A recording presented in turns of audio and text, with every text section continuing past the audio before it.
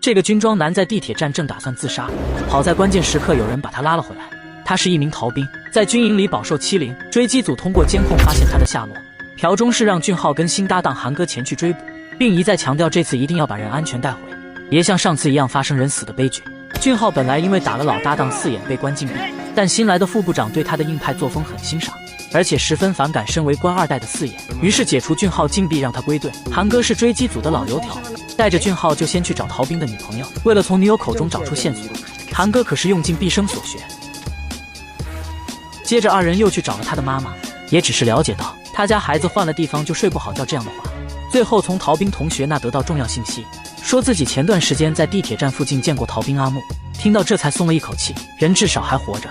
随后朴忠士也带来一个重要线索，阿木昨天11点半用信用卡在一家面馆消费过。整理所有线索后，俊浩好像明白了什么。阿木被同学碰到是在地铁首发站，他消费的面馆是在地铁终点站，恰好是一头一尾，再加上出没时间都是深更半夜。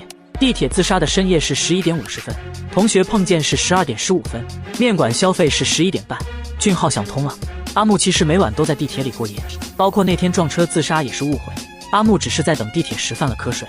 韩哥带着俊浩立刻来到深夜的地铁，逃兵果真在这，他一脸疲倦，肯定是没睡好。